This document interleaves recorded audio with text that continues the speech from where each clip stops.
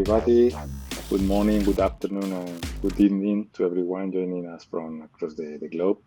Whether you are starting your day with a fresh cup of coffee in the States, taking a midday break in Europe, or winding down the evening in India, we are thrilled to have you with us today for this coffee talk session about the software bill of materials. Okay. It's my pleasure to introduce our esteemed speakers for today's coffee talk, who are joining us to share their invaluable insights of SBOM. First up, Santosh Kaman, CEO and co-founder of CyberFIT Solutions, that brings over 2 decades of cybersecurity leadership in the secure data erasure with their pioneering solution Wipeout. Santosh's rich background spans leading cybersecurity initiatives for several banks in India and advancing fintech organizations in the States also. His expertise is integrating cybersecurity into business, and mentoring emerging cybersecurity talent is fantastic to our dialogue for sure. Joining him is Jennifer Cox, also the director for Ireland at Women in Cybersecurity, an award-winning professional recognized for her significant contributions to tech and cybersecurity. Jennifer leads global initiatives on cyber exposure prevention and champions also diversity and inclusion in tech. For sure, their combined insights promise to enrich our understanding of SBOM and its impact in cybersecurity today. So please join me in giving a warm welcome to Santosh and Jennifer today. Okay. From my side, Jesús Cuadrado as product responsible in 𝐒𝐚𝐧𝐭𝐨𝐬𝐡, that is the platform to ensure or to support the security along the software development life cycle, and that for sure has capability to improve and to deliver, to understand and to process the SBOM, and to contribute to the things that we are going to see today. Just to start or say that, let's delve into the intricate world of the modern software supply chain security, and let's unravel the complexity that defines today's software development and the distribution processes. This complexity is not just about the volume of software being produced that has increased in the last year. It's also about the intricate web of dependencies, third-party components, continuous integration, and deployment pipelines. Each of these pieces of code, each library, each update adds a layer of complexity to this process, okay? So visibility and control is not just a challenge, but also a necessity. To address this growing challenge of software supply chain security, organizations and corporates have turned the leveraging software bill of materials that are a standard inventory or de facto standard inventory, let's say, of software components used in a product or in a system. We include there the versions, dependencies, the source of the dependency of the components, and more information. The idea is to provide transparency and visibility into the software supply chain. We can do an effective approach for identifying and mitigating security risk, ensure the compliance is achieved, and that we overcome operational challenges. So at the end, SBOMs allows these organizations and these corporates to standardize the software supply chain and automate the approach for vulnerability management and impact risk in the management part. With this context, this increasing complexity and these new challenges, we would like to start understanding why the SBOM is so important, is so relevant, and how or what's the role in the software supply chain management regarding visibility, regarding vulnerability management, all the asset management. I don't know who wants to start. I mean, I'm happy enough to go first. I think when it comes to anything to do with vulnerability management and your cyber exposure, knowing what you don't know is key. And whilst there's a lot of complexities across all assets and all environments, the software and development side of it is definitely one of the more difficult to keep track of. I mean, I remember many, many moons ago when I was in college first documenting all of the components of a piece of software and then manually documenting all of the dependencies of that, which was painful at the time, but it taught me a lot about the extent of the dependencies that are there. And we're talking about 20, 25 years ago. So obviously today that's changed massively. It's moving faster. People are creating their own additions to those softwares too that are going to create their own issues as well. So to be able to understand, not even understand, to be able to have visibility of everything that's there. You don't have to understand it all. You need to know that it exists. You can only protect what you know.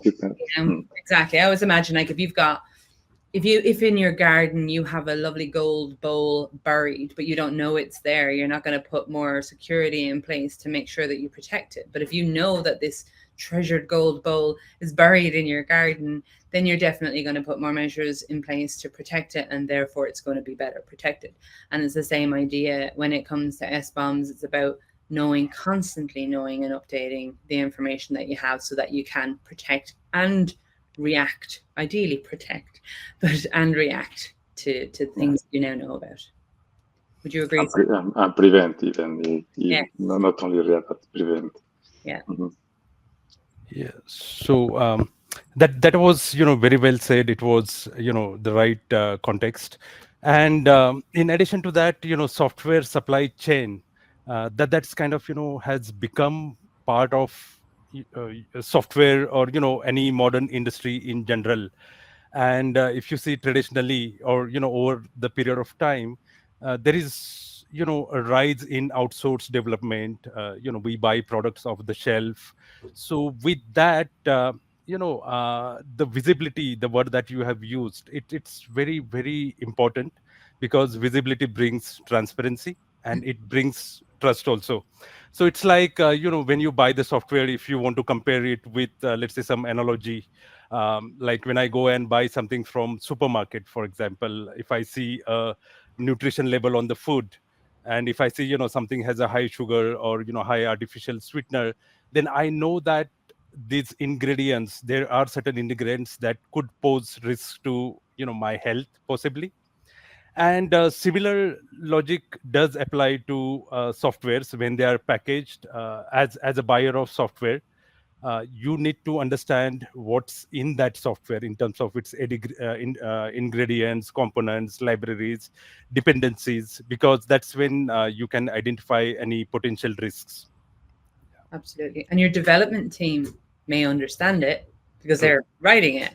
But Correct. Generally, it's like, let's assume we're a big enough company to have both a development team and a security team. Your security team won't know it to the same granularity of your development team, but they will be able to cross-reference or use tools to do that for vulnerability analysis then from there. Yeah. True. And we have mentioned also that, yes, we are providing visibility.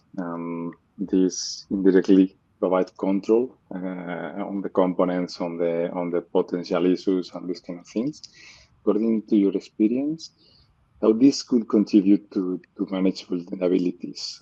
Probably we mentioned before the preventing approach, reacting approach. How, in your experience, in your customers, in your companies, how do you exploit or use this capability of the SBOM in order to improve the security along the entire process? Well, I think because it's in the pipeline as such, you're in your CI/CD pipeline, you're identifying the changes as they happen as opposed to retrospectively.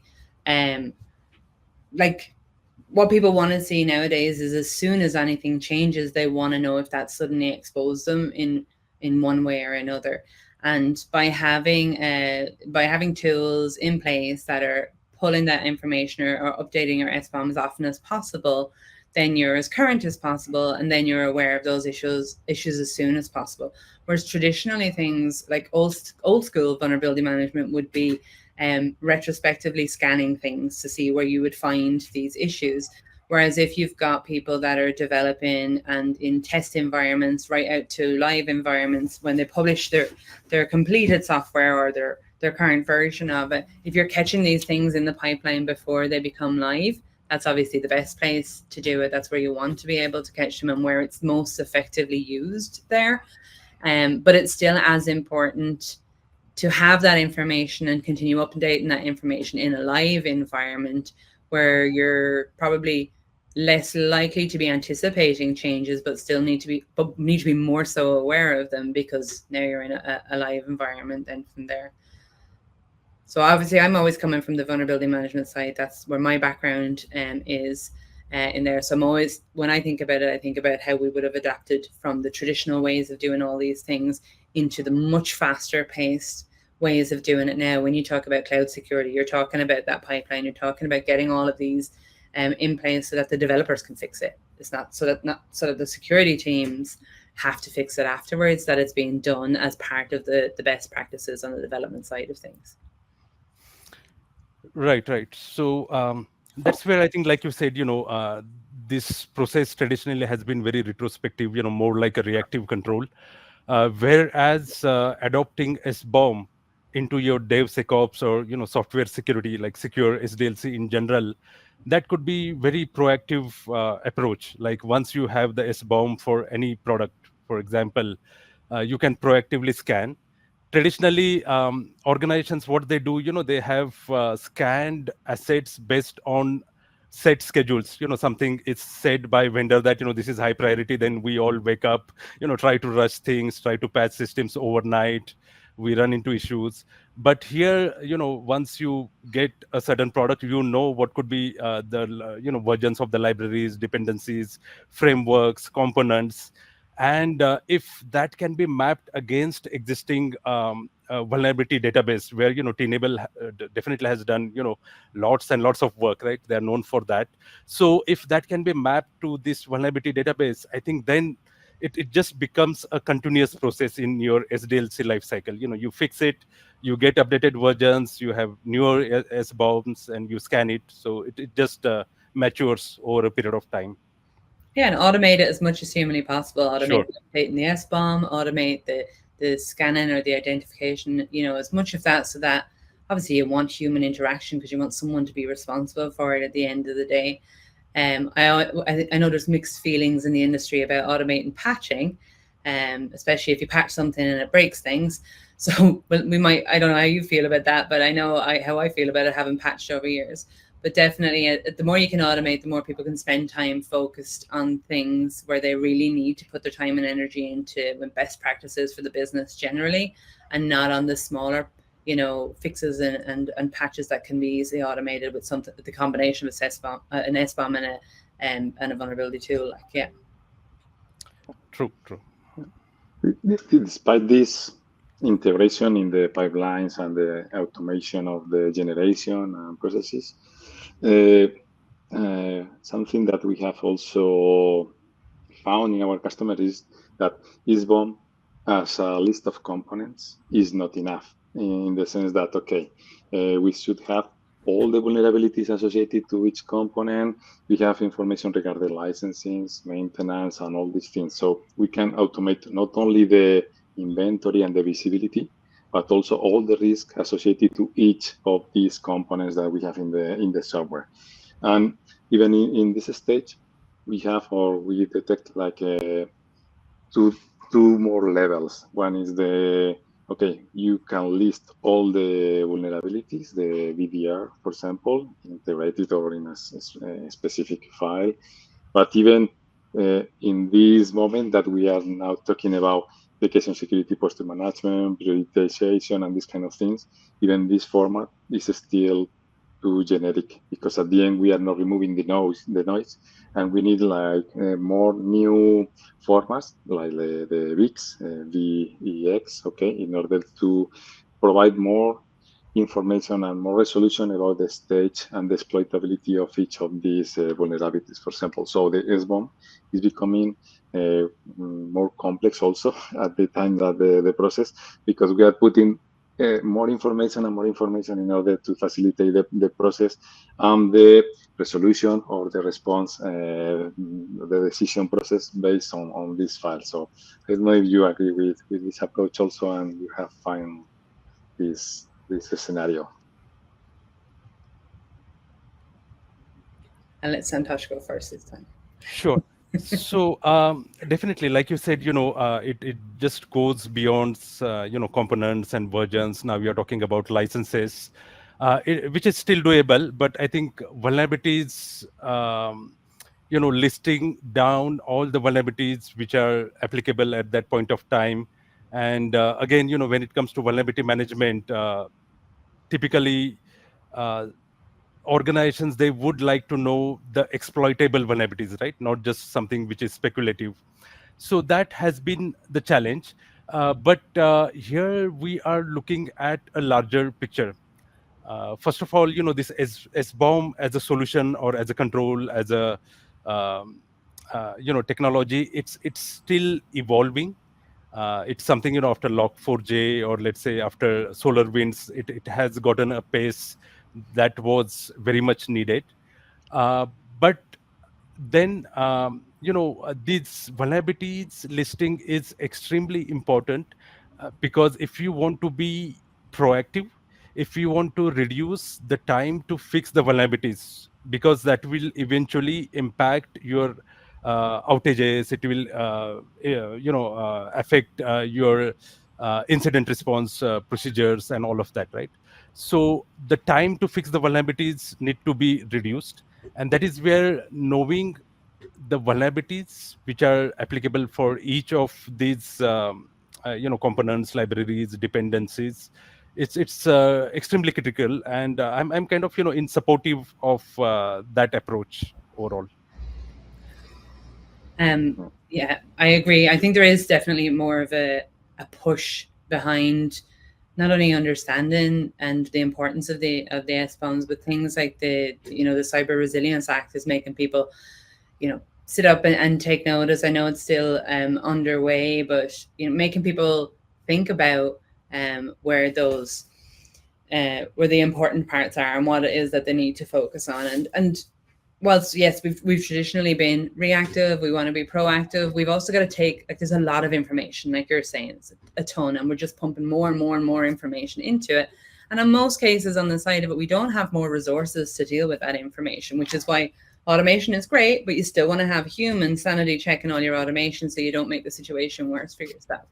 So if you've got all this data and you've got one human, and then you've got all this information about vulnerabilities and it's tied to your data, telling you about it, then you're going to need to want to have some sort of a structure in place that helps you identify the combination of the two, what's most important for you. So yes, I have these pieces of software that have critical vulnerabilities that are exploitable vulnerabilities, but what assets do I have them on? Are they on Joe Blogg's laptop that he's developing within a network behind firewalls where it's better protected, or are they on other devices that have public access? Is it that things that we're changing behind websites and things like that?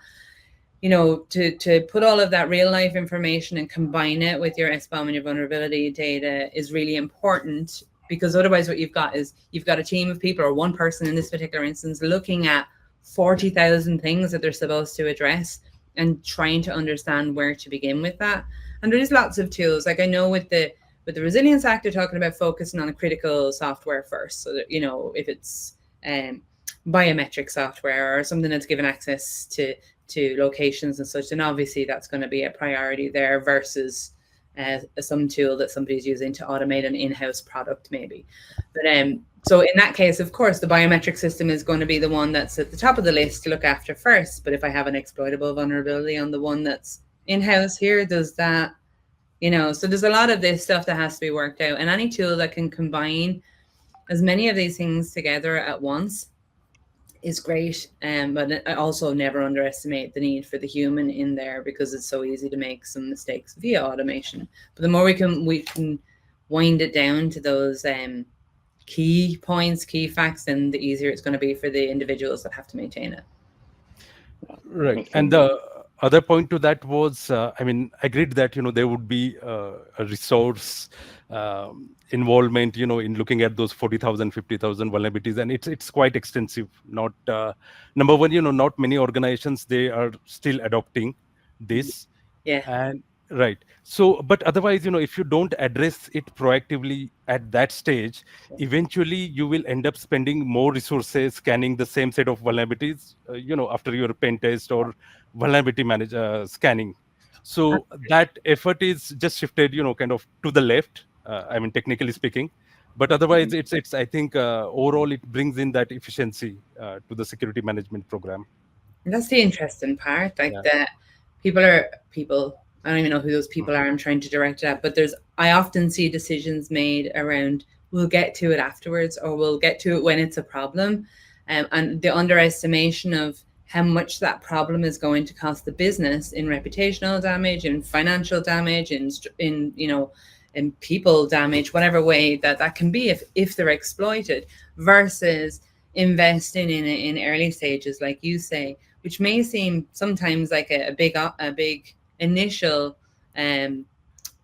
investment monetarily or human resources wise, but what you can be guaranteed is that those who've put it in here first and are looking after it ahead of time, you don't hear anything from them because it's under control and they've managed it in 99% of the cases. Whereas when it's over here and we'll get to it when it's a problem, they're the ones we hear about in the news and in the papers, and that are picking up the phone in a panic going, what do I do? And this has happened. So it's definitely preventative all the way as much as possible. You have to still assume that it's going to happen. And what do we do when it does happen if I do get exploited in one way, shape, or form? Any business that's not considering that needs to consider that. That's the best way to build out your practices. But if you can get ahead of it in as many ways humanly possible, the cost savings are often hard to see, but just sit down and work out what one exploit could cost your business, even on the simplest of devices, or one user that you think is underprivileged getting their credentials. Sit down and work out what that costs, and it's absolutely always going to be significantly more than the cost of implementing good practices. Yeah. I think that yes, we have automated the scanning process. Let's say we can automate everything to monitor. We have good advances in the resolution or the remediation of these vulnerabilities regarding dependencies and components. Is more or less easy, but still, what you mentioned before, Jennifer, regarding how I balance what's more relevant. We need a lot of context information there in order to support the decision process for the prioritization, because we are facing hundreds of alerts each day. So we don't have resources, as you mentioned. So we have to decide what we can achieve and what we have to do now in order to avoid these issues with the media and the impact to minimize, not probably remove completely, minimize the probability of having some issue of this kind. And you have mentioned also several things, that is the best practices.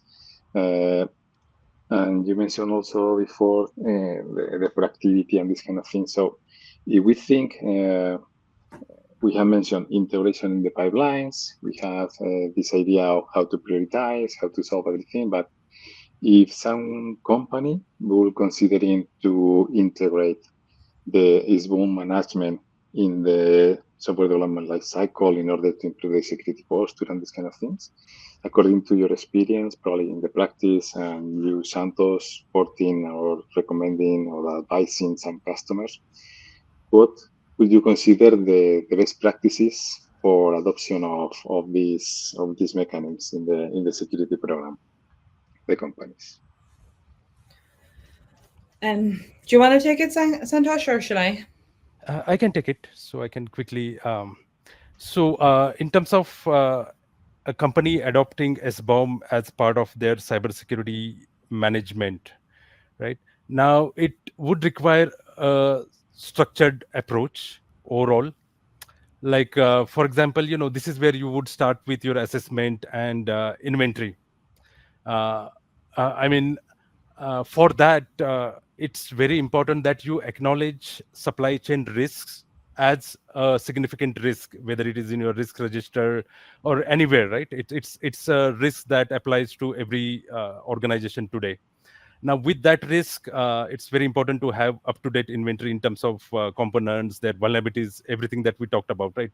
Versions. And next step, which would be challenging, depending on the size of the organizations typically, is integrating that into vulnerability management. Now we spoke about, adding that into DevSecOps, SDLC, all of these processes, but it's not on the ground. It's not going to be easy, right? Because not organizations are ready for this process. I mean, the closest process that I can think of that would come to SBOM in terms of adoption on the ground is more of, let's say, a threat modeling exercise, which is typically conducted during your design phases. And during your security design, you already have the issues identified, and then you start fixing them. So here it's similar approach. Before you really start getting into product updates, before you take it into your staging production environments, you are already talking about setting up a vulnerability management process. So it's going to be a newer process, a cultural change in the organization that would need to be kind of adopted. And obviously leveraging this entire thing to your third party risk management, because in today's world, we have cloud, non-cloud, we have products which are developed in house, which are products developed by vendors. The regulations are being matured. There are no, I mean, there is some clarity around why SBOMs are necessary. And like Jennifer said, even in the Resilience Act, DORA, it's still mentioned there. But in terms of adding that as a control in your agreements, in your third-party contracts, TPRM controls, that's going to be a newer set of processes that would need to be adopted. And finally, I would say that it's more of awareness and education. On the ground, I still see that this is something where the awareness is definitely low, especially in smaller and medium-sized enterprises. Larger ones, obviously, they fall under certain regulations. They keep selling products to enterprise entities, government. So there has been a demand for submitting SBOMs through different formats. So they have been following that. But these are 3-4 processes that I would, on a high level, suggest should be done. Please go ahead, Jennifer. Absolutely, and I would support all of those. I think I'm obviously from an advantage viewpoint because I work for a company to develop software, but that company happens to also be developing cybersecurity software. So we're acutely aware of it at every stage of the business, that this is something that we need to consider and we need to bear in mind. And most companies would have an awareness of cybersecurity, and most companies will have great developers when they're developing software. The two don't always come naturally hand in hand. I mean, they'll know about it, but we all have come across that rogue developer somewhere that just wants to make great things and isn't too concerned about the security aspect while they're doing it. So yeah, I think visibility is key. And what I mean this time with visibility is really around the transparency of work processes in-house. So whether you have a standardized process that you follow, so that everybody knows what is expected of them that's in that supply chain. And then when it comes to the SBOMs, of course, you want to make sure that you have everything automated and updated as often as possible. But that if there is a standardization that you have within that process, then whether it's the person who is driving the project of creation of the piece of software, the person creating the software, the one testing it, or the one delivering it at the end, that everybody has an expectation that these standards are met along the way. And there is, because the compliance standards are relatively new, specific to things like SBOM, the same way that we're barely out the door starting to create some compliance standards around AI when really we needed them about 5 years ago.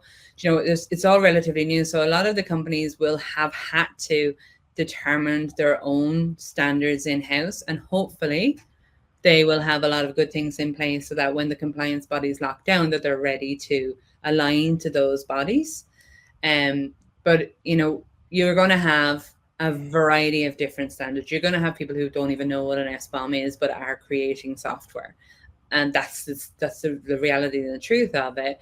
But then you're going to have some that are really at the top of the game, who will have all the best practices in place and are the drivers of this kind of utility and being able to use these tools there. So I think compliance is going to be really important.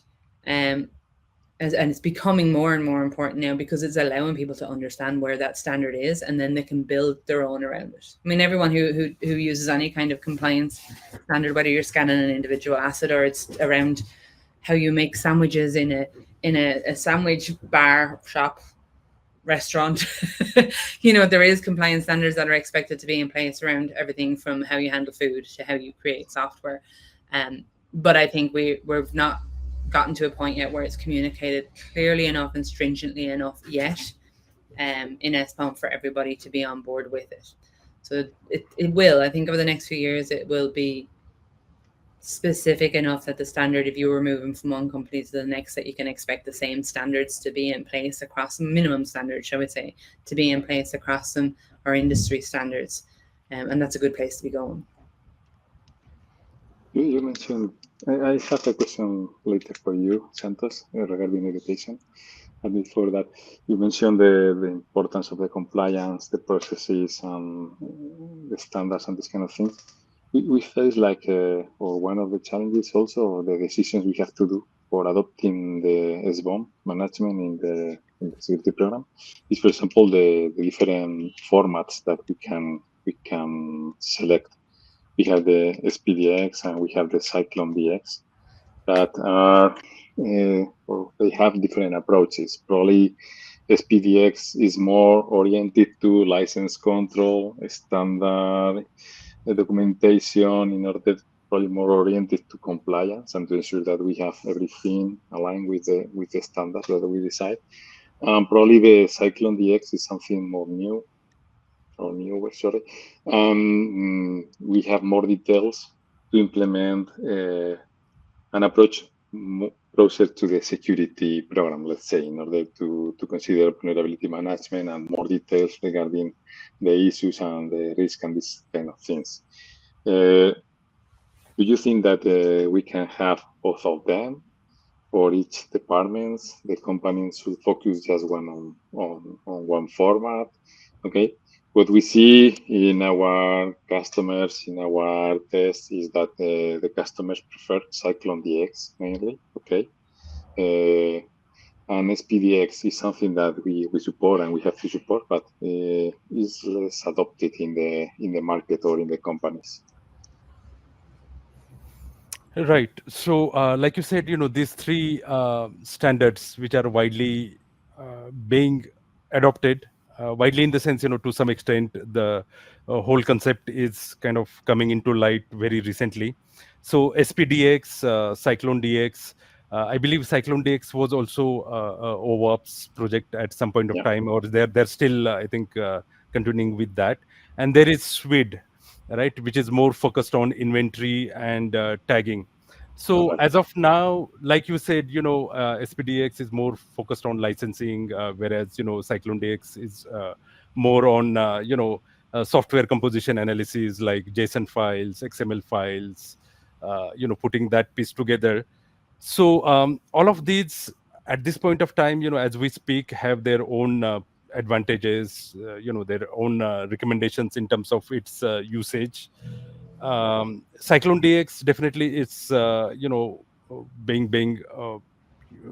it's kind of popular, but I think eventually, as the whole SBOM progresses and matures, there would certainly be changes to the standards wherein there would be a single matured standard that would be applicable cross regions, cross border regulation also, right? It will be applicable throughout, regardless of where you are located as a vendor, as a buyer, as a seller of software product.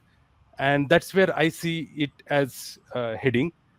Some of these standards, as we know, they started as community projects, but then as SBOM picked up, they have evolved, they have been followed. Personally, I feel SWID is something which gives you that basic inventory that you need to manage as part of your SBOM, and then 𝐒𝐚𝐧𝐭𝐨𝐬𝐡 eventually. I think it was a great insight that you shared, right? Because in your organization, I think you have a lot of visibility into different customers leveraging these different formats. So I guess then 𝐒𝐚𝐧𝐭𝐨𝐬𝐡 must be the kind of commonly adopted framework. Yeah. Right. Right. And the question for the education, I think that we agree. Education in the companies is something that is something very relevant, because even the developers are not aware of the relevance or the impact of these kind of issues. So, yes, according to your experience, we have seen like two models. One is that that model that integrates like in the remediation guidelines, we take benefit of this touch point with the developer to to train, to learn the developer, the impact, and how to solve everything. So it's like a continuous training, okay? And we have other approach that is like official sessions of training for developers to say everything the same to everybody. So what do you think could be more efficient from return of investment of training point of view? Is better something continuous, specifically oriented to a specific issue, so the developers are going to learn about the specific topics that they have to face, or something more formal, more traditional from the training point of view in the organization? Go ahead. You gonna go? Okay, I'll maybe take 10 seconds on that. So my quick thought on this is that SBOM to me, it's should be part of your risk management, because not complying with SBOM is a set of brings set of risks. And what I feel is that SBOM touches all three aspects of risk management: people, process, and technology. People is where you mentioned about the education, awareness, and process, because you want now it to be integrated into secure SDLC, DevSecOps. You want it to automate, right? So it's going to probably impact your change management, your vulnerability assessment, your remediation process. And technology, as in you need to learn now these different products, different standards.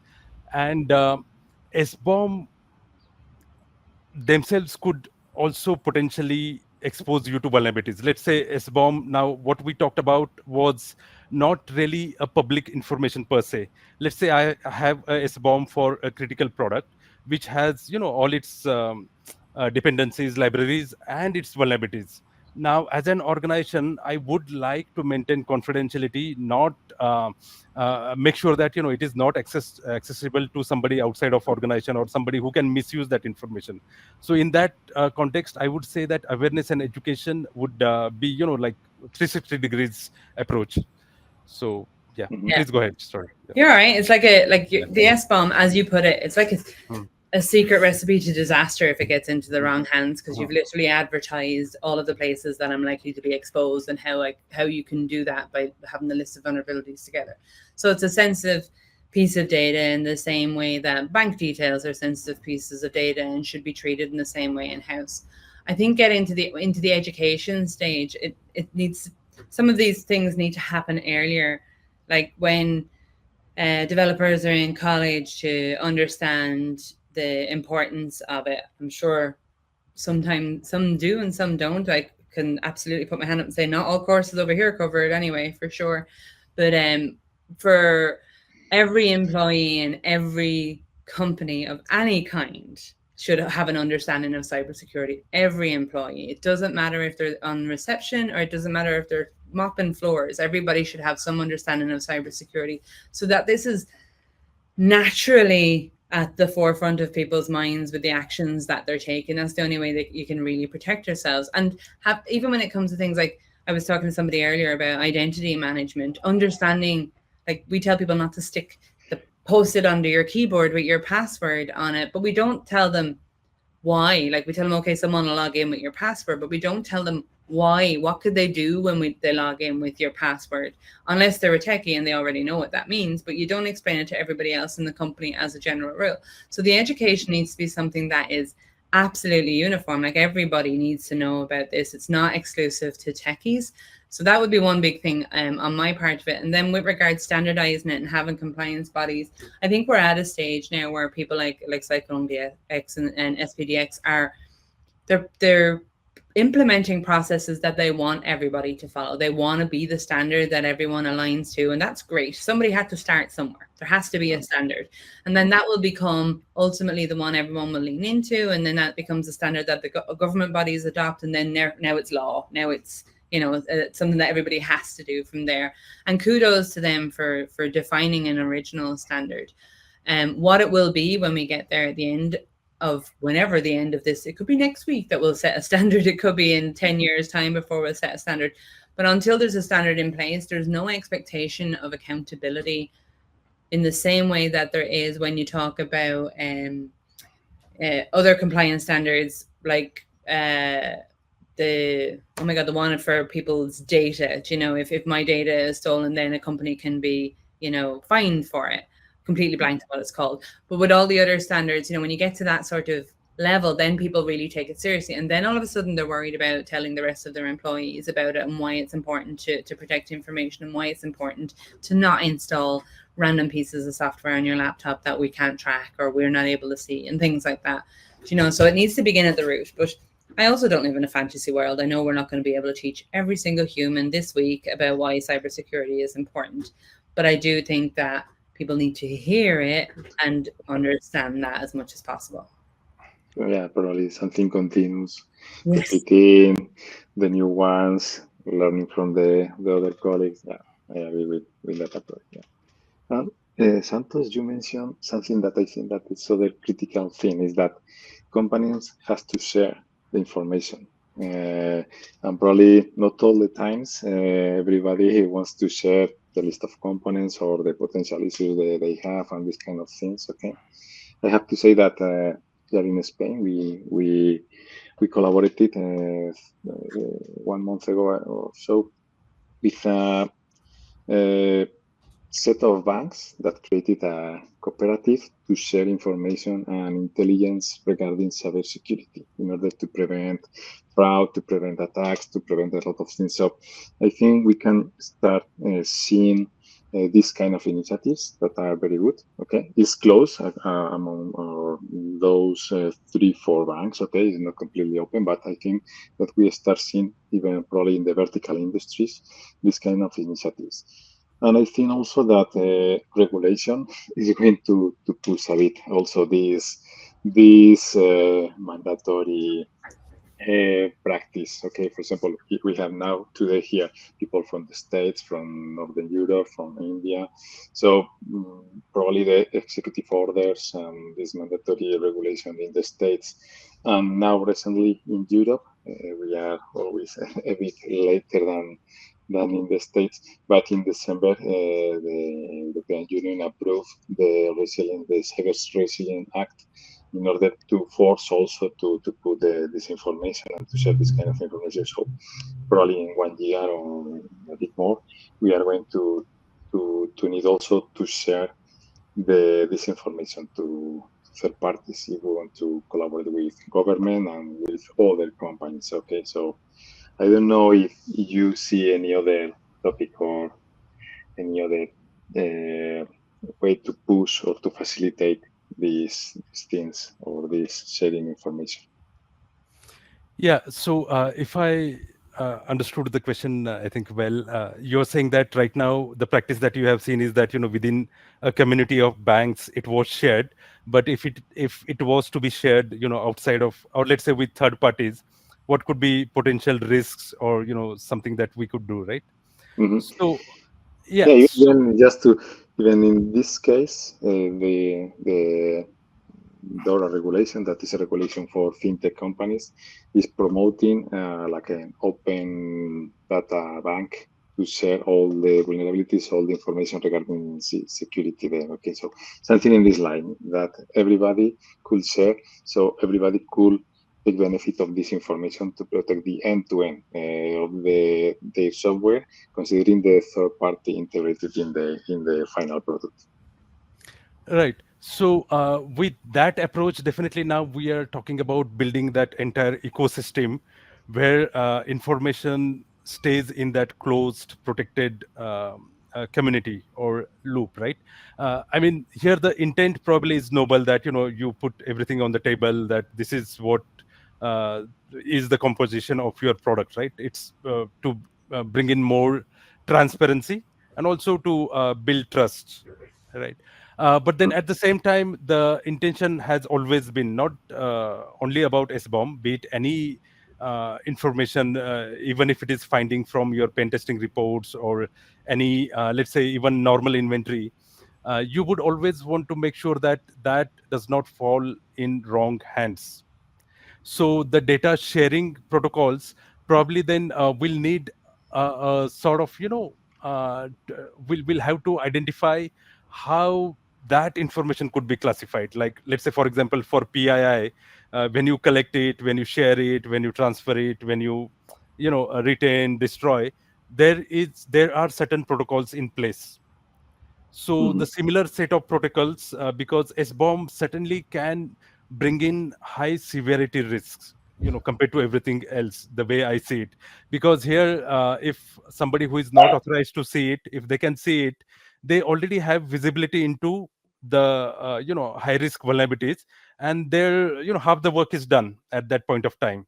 Like if they see that, in a certain version of Log4j or, Apache or some other framework, there is a high risk vulnerability which is not patched in this particular organization's SBOM, then it's a huge risk. So what I see is that, the guidelines around, kind of circulating, sharing that information, that's something I'm sure they will be also, published with this, regulations evolving. No doubt about it, because this is, very, very sensitive information. Yeah. I don't know, Jennifer, you want to add anything else? I think with like everybody wants to do the right thing. They want to let other people know that there's a risk out there, but with sharing information, there needs to be a shared responsibility. So, if I'm going to tell you about something sensitive that I've discovered because it's been a problem in my workplace, then I want to know that you're using it to protect yourself, and you're not going to tell people about how terrible my workplace is, which is the bottom line of it, really. And I think that's the thing that keeps people in the place where they're less likely to share. You see a lot of anonymous sharing of these things, as people identify vulnerabilities and spot exposure points in software and tools and websites everywhere, that they will share those things anonymously. So some of that is happening where they'll find out about it, but you're dependent on people seeking it in different parts of the web as opposed to a formal process.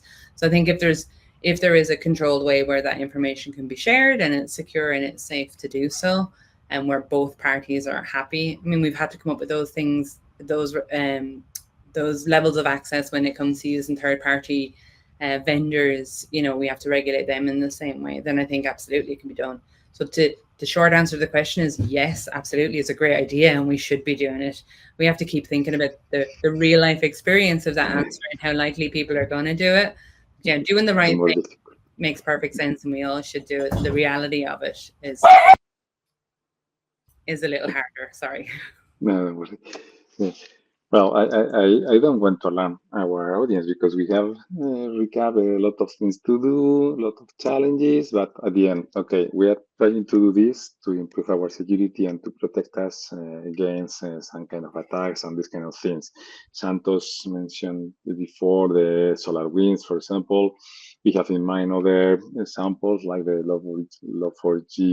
𝐿4j library. Do you think, or based on your experience, do you think that with exploiting SBOM capabilities, we could have protected against this kind of attacks, or to really mitigate the effort to implement the remediation?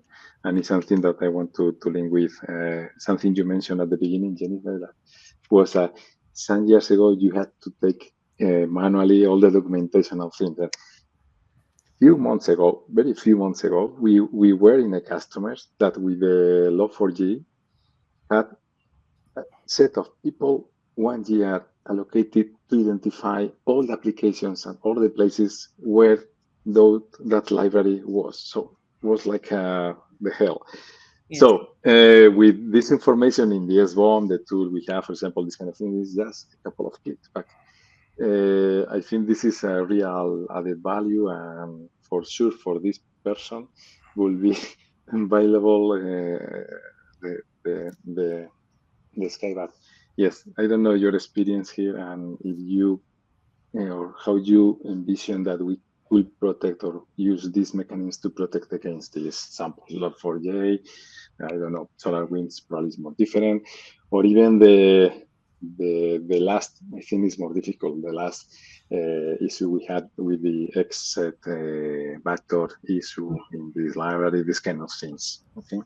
I think it's like categorically it would have made life easier. I mean, Log4Shell, Log4j, it was so much worse because for a lot of people that was the week before the holidays, I believe, and for most people December is one of those months where there's change control in place. They're not doing anything because that's because of the time of the year that it is, and it's different in different countries, but I know for a lot of our customers it was the case. What we learned, I had a great analogy was given to me actually at the time, and I learned that a lot of people had to manually look for things like that, but somebody had said to me that Log4j was like, if you owned a sequin dress, and the sequin dress, every single sequin is representative of a piece of software that's in your company, but you could only tell if Log4j was in place if you turned over every single sequin on the dress to find it. And that to me was a great example of what an absolute pain in the backside it would be trying to find that information manually. And the reality is, like you say, there are a lot of people who don't have SBOM, and they've been manually creating it, or they've been trying to find it, and they're panicking trying to figure out how to identify the information and see if they can get what they need retrospectively. So we're back to that preventative versus retrospective. And even as a preventative means, if they had an SBOM in place and they knew where it was, they didn't necessarily know at that point that it was a problem, but the minute that broke, they now would have had a comprehensive list identifying for them which pieces of software were using that as a dependency, so that they could address it quickly and then go home and enjoy their holidays. Instead, many people were actually working over the holidays where they were meant to be off, trying to manually identify this information. And I mean, they worked hard and fast, especially because of the time of year it was, but it still was so hard to keep up and get the information because it was everywhere and nowhere all at once. So that's a perfect example of where an SBOM would have helped massively. Yeah. Right. So, like you said, I still remember it was holiday time, and then we had that freeze window, and then I was consulting, multiple companies and of varying sizes. Now, typically in startups and mid-sized companies, what you see is that their definition of inventory is very different. What they think is that, once you write down the machine name, IP address, that's it. I don't need anything else. As long as I identify machine with its hardware, that's my inventory. So software inventory did not exist in many places. So when this Log4j advisory came out, the bigger struggle was to identify even if we were not even able to identify whether we had Log4j in our environment. And some of the developers were also not clear, because these systems, unless you track every software component as it gets installed, you may not have up-to-date and accurate inventory. So that would have definitely been resolved to great extent with SBOM, because if nothing, it's also it's at least your great dynamic inventory. Right, everything changes, so your packages, versions, everything you have at your hands.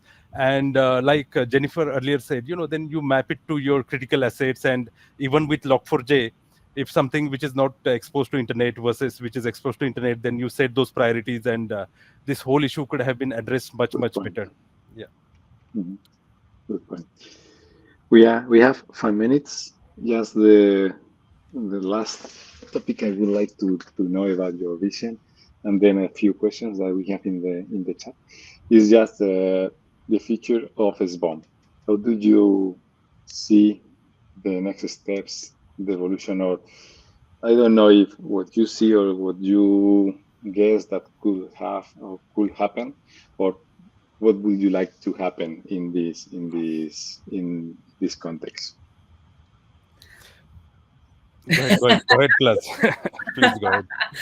I think there's going to be more compliance around it. So I think people are going to have to be, or companies are going to have to be more conscious of not necessarily the developers of what they're putting into the product, but of people who have the products and are using the products are going to have to be held accountable for their ability to be able to identify quickly where the issues are. It won't be acceptable to have a manually written list, and it won't be acceptable to spend 3 months before in between checking what they have, be it manually or otherwise. So I think I do foresee a good compliance standard soon, and then, like I say, for that, expectations. People have higher expectations all the time, and everything is moving into this kind of SaaS systems and agile systems, and they're going to need to be able to move with that. Yeah. So in next 3 to 5 years, I definitely see increased adoption and also maturity of the standards that we spoke about. It is possible that there could be newer standards too for SBOM formats.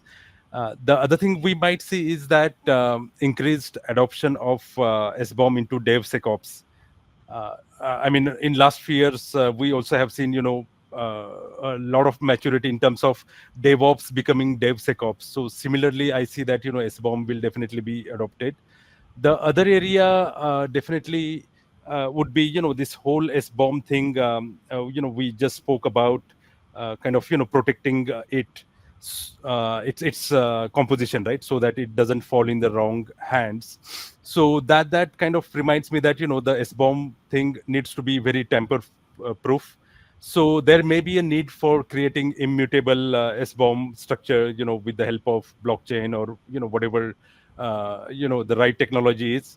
So it is possible that that might also happen in next few years. So making it more something that cannot be tampered, more foolproof, something that can be easily adopted. Yeah, absolutely. Interesting. Yes, to have the historic changes of the SBOM, just to demonstrate this thing. This is aligned with something that we envision, that is, as everything is becoming more complex, the SBOM is going to starting to be part of bigger mechanisms to ensure that the process of the build has been done according to some specifications. And we see that it's going to be integrated in the build attestations process as part of one report more to validate the process, not only the content, but how it's being used and this kind of thing. So it's going to be part of not only evolution of the standards, but on the evolution of this invariable approach that is interesting, really. And we are going to put more focus not only on this part, but also on the entire process, and to ensure that in the same way that we certificate the content, we certificate how everything was built, was integrated, was delivered according to the different stages of the process. Mm-hmm. I don't know if you want to add anything else. If not, just to share a couple of questions, if I can take 4 or 5 minutes more from you. Okay, so let me check the chat, because we have a lot of questions there. I'm going to try to check the what I think that is not repeat. One is, for example, how vendors or how can the vendors be held accountable for the SBOM if the SBOM is not public knowledge? The thing we mentioned before, the vendors doesn't want to share the SBOM. So how can they get this information? I don't know. I think with most vendors, whether they like it or not, it will become public knowledge. Like if you want to sell your software and want to have it implemented, like if you're creating it and you want to have it implemented in other places and you want people to purchase the software and use it, then whether you disclose your that sounds like, sorry, as I've understood it, they're talking about the vendor software, but whether you disclose where your vulnerabilities are or not, you're better off to do it, because that looks better. Microsoft do it every month. They let us know and make sure that we patch these things and they release patches. But to not do that, and then for people to find vulnerabilities and be exploited on those vulnerabilities, is going to be pretty detrimental to the business that's creating that software. So I think that whether they know it or not, their vendors are being held accountable for it as long as they're selling it or asking somebody else to use it. Right. Plus, it's also dual responsibility. Both. Like if I'm the organization, I'm buying, software from a vendor, then probably it is also my responsibility to make sure that my expectations in terms of software composition or whatever requirements, software quality, security, they are clearly documented in my agreement, my scope of work. So that could be one way of educating these vendors. And even the accountability part, it could be clearly documented in that agreement, that if you do not follow certain guidelines, if you do not provide the accurate information of SBOM, because it is very likely that if you do not have that in-house knowledge, you might very much rely on what vendor is supplying, right? And it may not be complete, it may not be accurate. So that kind of could be in black and white in your agreements, and that's when you could hold them accountable when The something goes idea wrong. is a one-to-one private agreement, just to Yeah. keep the same way that you do the initial assessment, just to keep and to ensure that this contract along the time, just to ensure and to check in each release that everything remains as agreed at the beginning. So yeah, it's just using private agreement. Okay, Philip, thank you very much. Other questions, for example, is someone is asking for probably more details regarding integration of SBOM, or if we can share some case study or example to illustrate the process in action regarding the SBOM. Probably is too large for this. Probably we can share some specific document later or something in our website or whatever, in order to explain how everything is integrated in the pipelines, how to generate it, how to analyze all these kind of things. I know you have any reference for this, probably. If not, we can share later and we can prepare something for that. Okay. And I think the rest are more or less answered with our talk. So thank you very much, Jennifer. Thank you very much, Santosh. A pleasure to share with you and to learn your experience and to share with us your vision and these learnings. I hope everything was interesting for our audience, so they have some insights for their day-to-day and or midterm plans. So fantastic. Thank you very much for everybody. Just to remind that this session is recorded, that we can share in future for future review.